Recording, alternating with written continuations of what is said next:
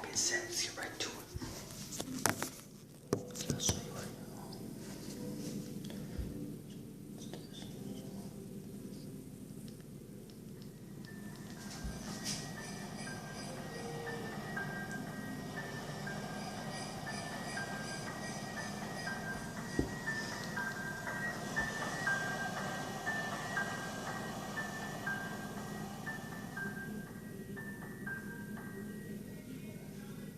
Last year on Christmas Eve, I was working late. I'm 23. I work in New York City and commute home every day on the train.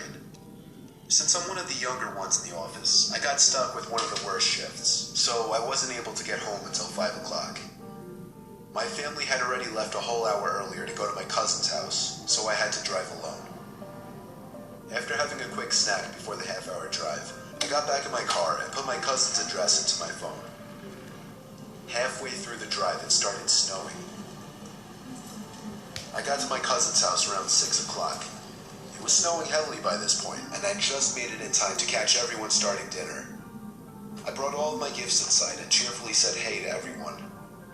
I stayed until around 11 o'clock. The rest of my family left a little sooner. I stayed an extra half hour or so just to hang out before leaving myself. By the time I was leaving, the ground had accumulated at least 2 feet of snow, and it wasn't even done snowing. The drive home was nightmarish. The roads were hardly even plowed, and I had to drive under 20 miles per hour on most roads. The roads were completely dead at this point though, most likely because everyone was smart enough to go home before the snow accumulated. Eventually I turned onto a main road that I'm sure would usually be bustling, but at 11:15 on Christmas Eve night, there wasn't a single car or a single light from the store. It was a ghost town.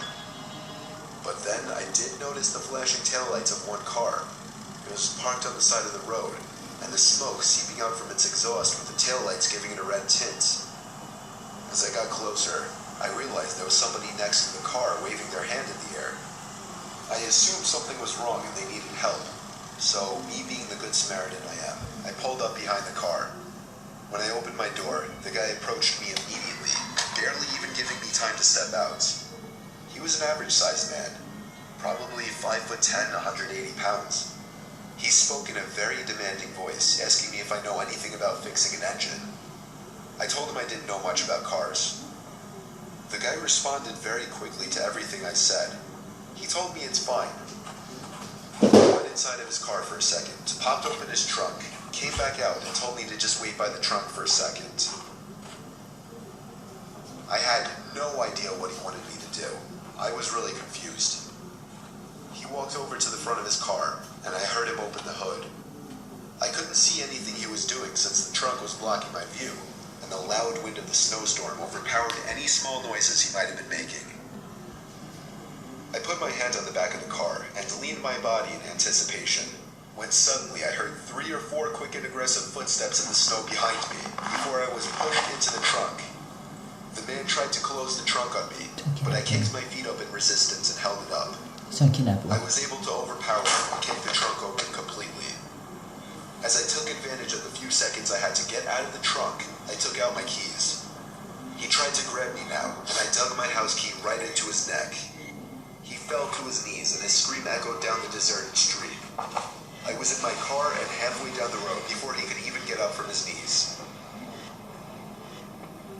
A little further down, I called 911 and reported the guy. I came back in 10 minutes to find blue and red lights illuminating the windows of the deserted stores. The police held him until the ambulance arrived for him.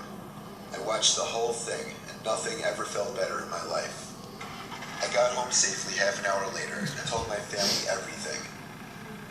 I was still very shaken that Christmas, and this remains possibly the most horrific thing I've ever experienced. Damn, that's crazy. Got kidnapped. I feel like something's gonna happen like that. You don't trust anyone out there. Because enjoy the video, smash the like button, subscribe.